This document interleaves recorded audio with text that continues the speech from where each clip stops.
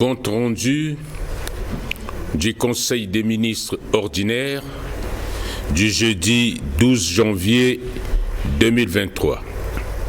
Le jeudi 12 janvier 2023, sous la très haute présidence de son Excellence, professeur Faustin Archange Touadéra, président de la République, chef de l'État, le Conseil des ministres a tenu sa séance ordinaire à 15h55 autour de l'ordre du jour suivant.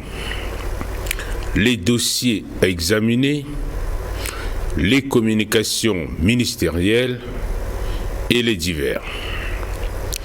Avant d'aborder l'examen des points inscrits à l'ordre du jour, le ministre chargé du secrétariat général du gouvernement et des relations avec les institutions de la République a présenté la position des membres du gouvernement absents.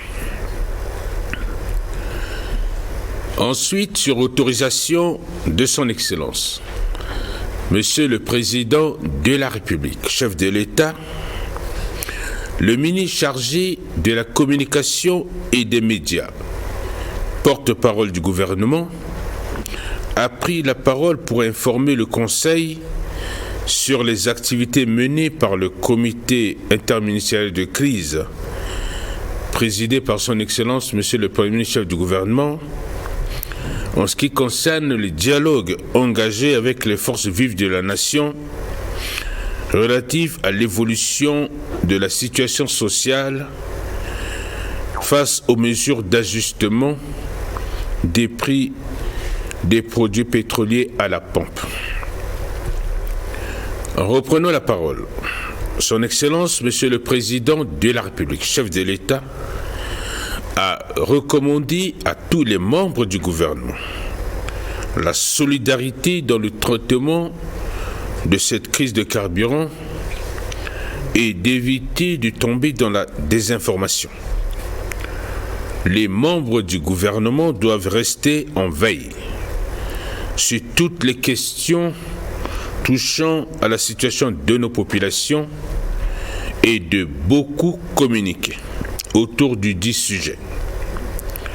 Car le réajustement des prix à la pompe a un impact important sur les transports et sur le panier de la ménagère.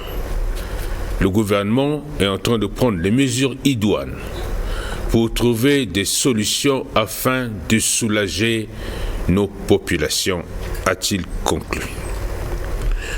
Au titre des dossiers à examiner, le ministre chargé des mines et de la géologie a soumis à l'attention du Conseil 4 dossiers.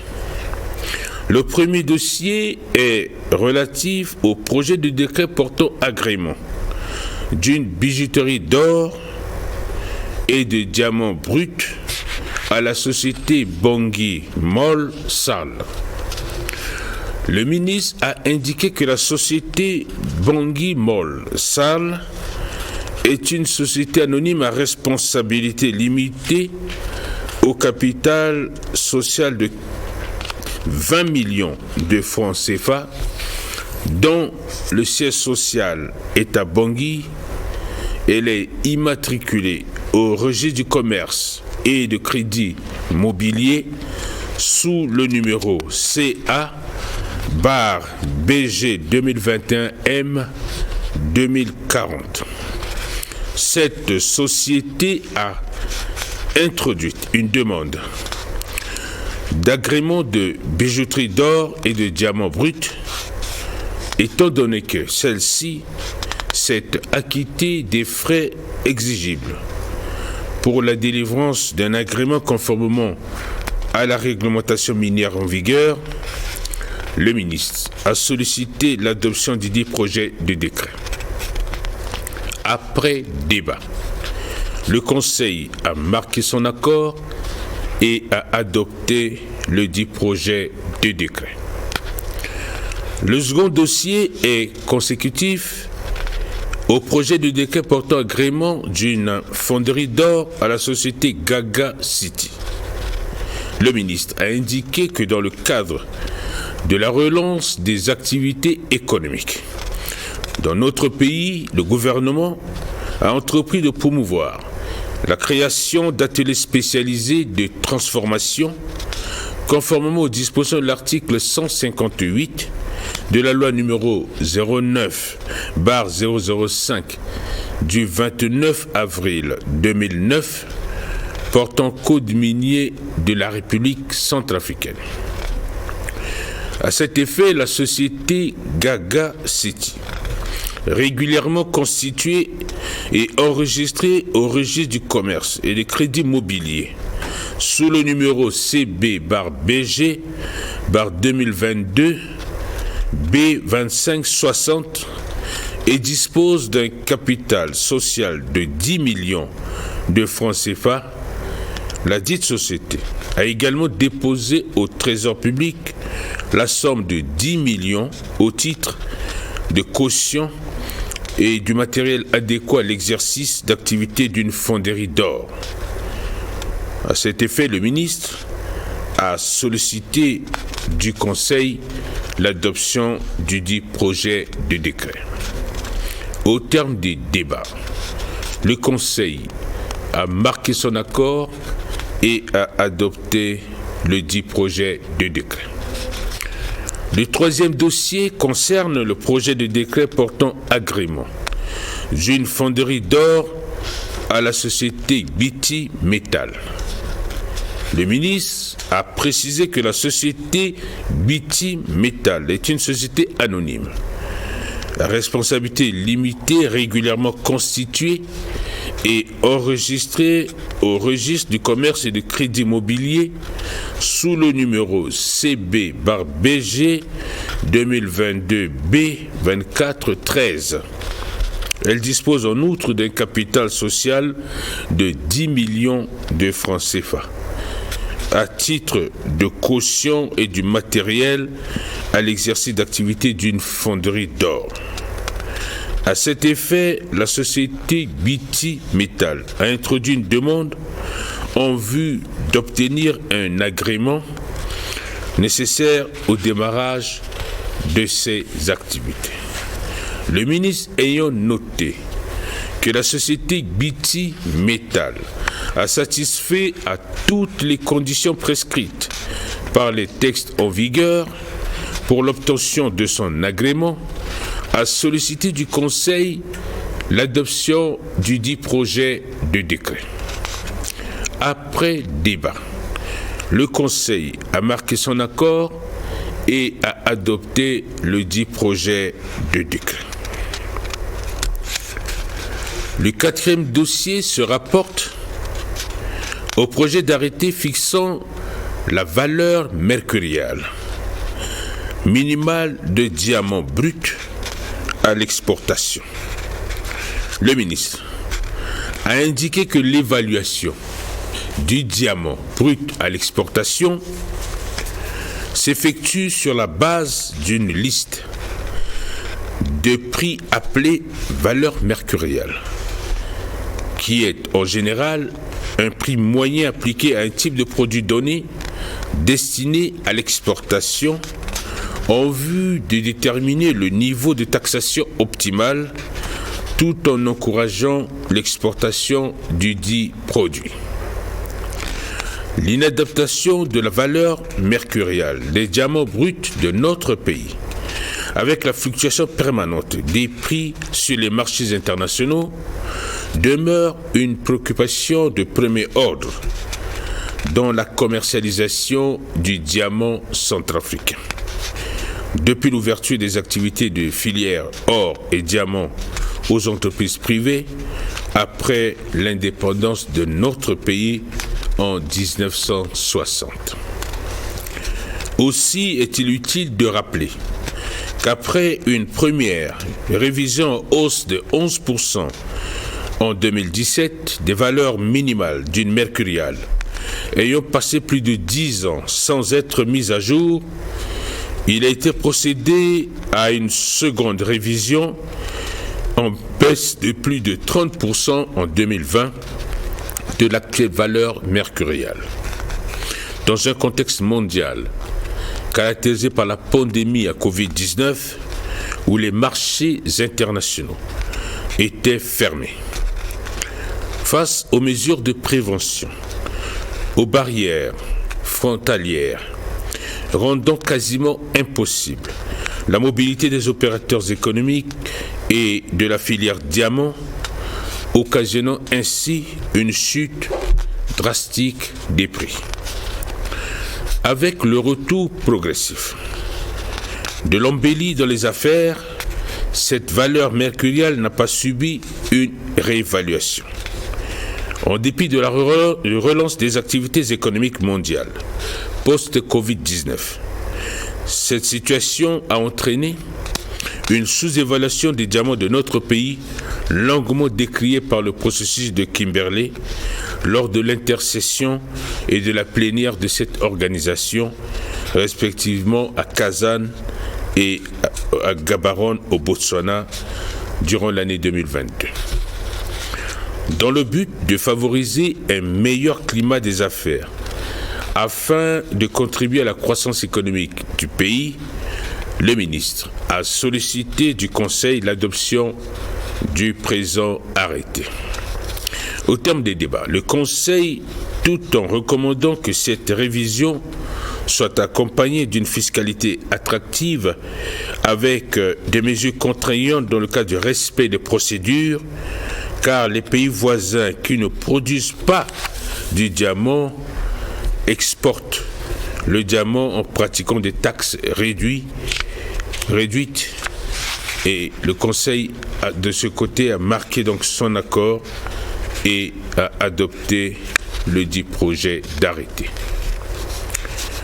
Le ministre des Arts, de la Culture et du Tourisme a soumis à l'examen du Conseil la note relative au paiement des frais de scolarité de formation doctorale de l'Institut inter-État de développement culturel du chargé de mission en matière des arts et de la culture.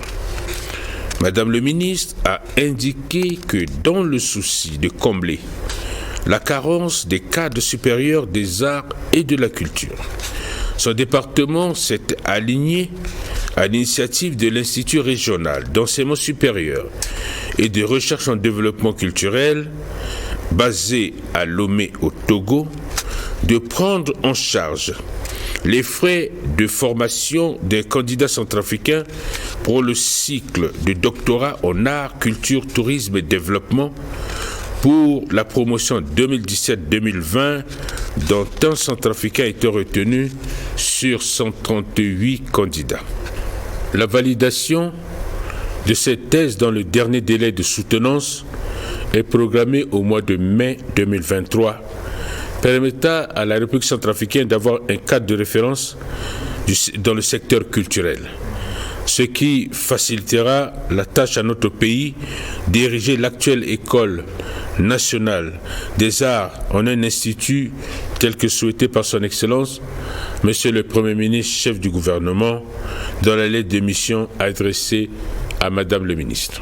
Fort de ce qui précède, Madame le ministre a sollicité l'accord du Conseil pour la mise à disposition des ressources nécessaires au paiement des frais de scolarité de ses compatriotes.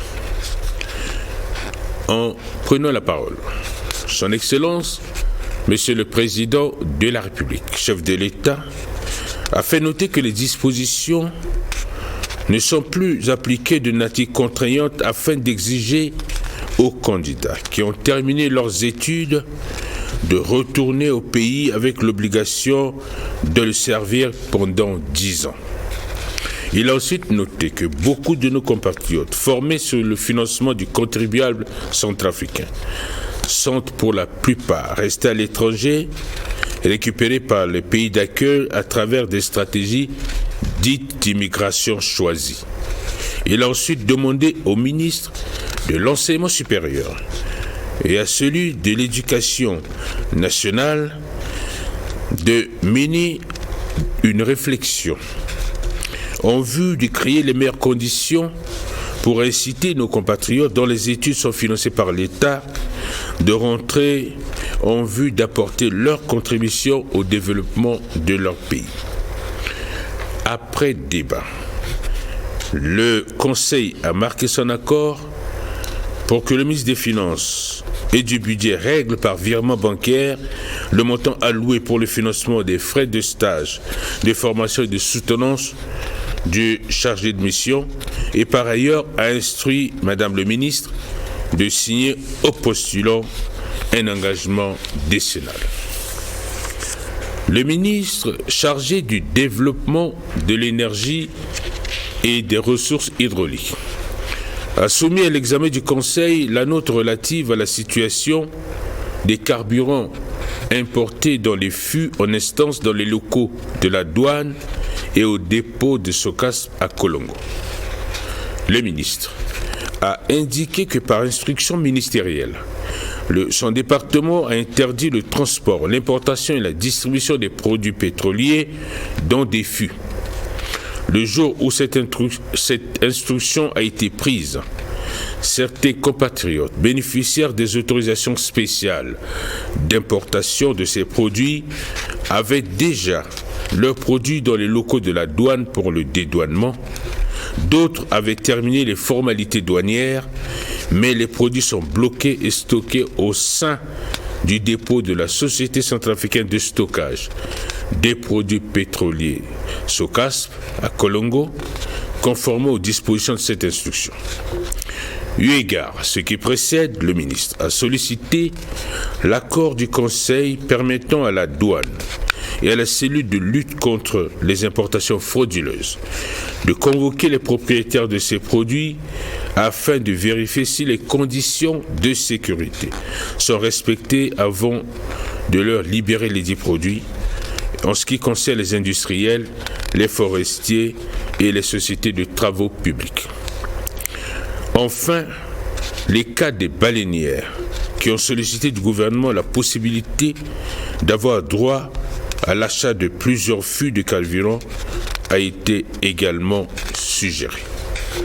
Son Excellence, Monsieur le Président de la République, chef de l'État, a attiré l'attention du Conseil que les difficultés d'approvisionnement ont conduit à la désorganisation du secteur, étant entendu que les prix à la pompe sont maintenant réajustés, ce qui entraînera bien sûr la réduction des ventes illicites de carburant dans les quartiers, mais également permettra une réorganisation et une stabilisation progressive du circuit de distribution en vue de permettre au secteur de revenir à une situation normale.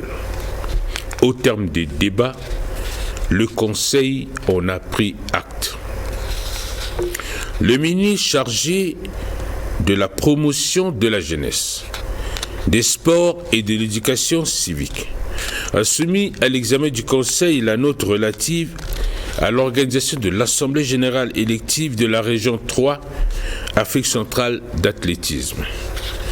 Le ministre a indiqué que la Confédération africaine d'athlétisme a fait l'honneur à notre pays, la République centrafricaine, meurtrie par des crises récurrentes qui ont ébranlé la cohésion sociale et détérioré le tissu économique national, d'abriter à Bangui l'Assemblée générale élective de la région 3 Afrique centrale d'athlétisme prévue pour le 6 juin 2023.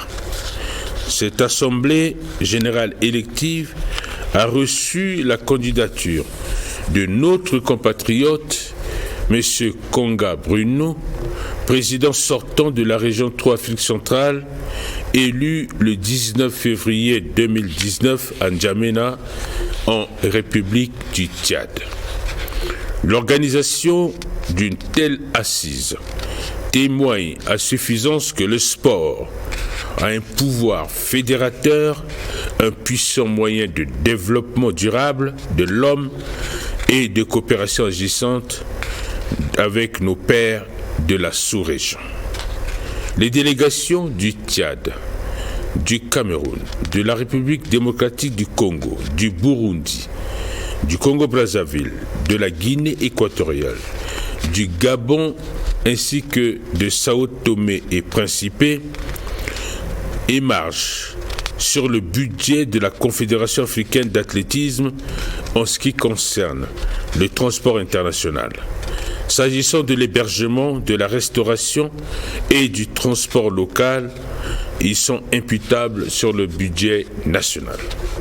À cet effet, le ministre a sollicité du Conseil des ministres la prise en compte des frais irrelatifs sur le budget national afin de permettre la réussite du dit événement.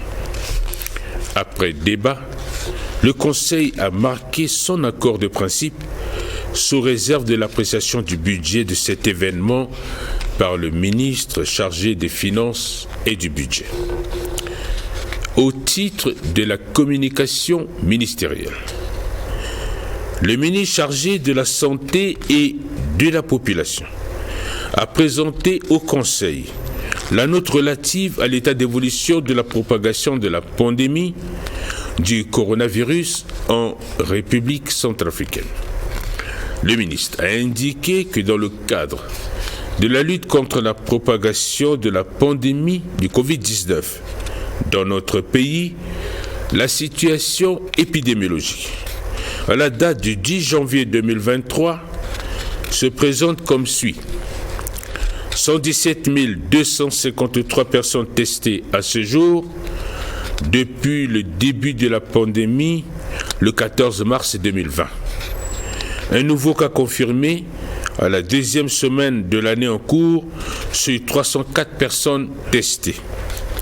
15 219 cas cumulés confirmés de contamination depuis le début de la pandémie le 14 mars 2020.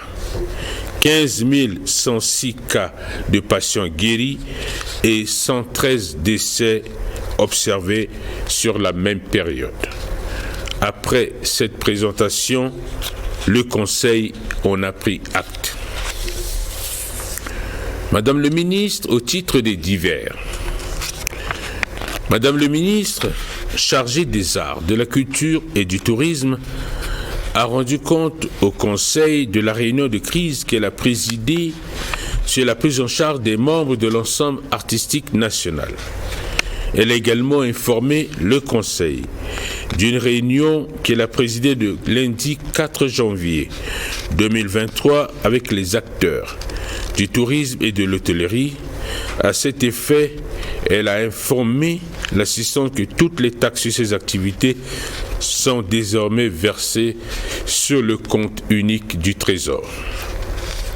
Le ministre chargé de l'économie numérique, des postes et télécommunications a informé le Conseil que son département procédera à la réception du réseau sous-fluvial en fibre optique reliant la République du Congo et notre pays et à la cérémonie officielle d'inauguration des travaux de mise en œuvre des infrastructures optiques prévues pour le 6 février 2023 à Bangui et sur les 6 sites techniques retenus. Le ministre chargé de la promotion de la jeunesse, des sports et de l'éducation civique a informé le Conseil de la participation des Fauves juniors au tournoi qualificatif de l'UFEAC à Limbé au Cameroun. Le ministre chargé de l'administration du territoire, de la décentralisation et du développement local a informé le Conseil des activités de l'opération Quatikodro qui se poursuivront ce samedi 14 janvier 2023. Ces opérations Quatikodro se traduiront par le ramassage des ordures dans l'enceinte de la Socatel, Borisika, au marché de Bimbo et de Kokoro et de Kokoro par l'ONEM, le génie militaire et la mairie de Bangui. Le nettoyage et le lavage des centres de santé urbains de Bégua et de Mamadou Mbaïki par les sapeurs-pompiers et la protection civile. Le déguerpissement des marchés de Bégua, de Combattants, de Bimbo et de Pétévo par la police centrafricaine et la police municipale. L'ordre du jour étant épuisé, Son Excellence, Monsieur le Président de la République, chef de l'État, a levé la séance à 19h30. Fait à Bangui, le 13 janvier 2023, le ministre chargé du secrétaire général du gouvernement et des relations avec les institutions de la République, Maxime Balalou,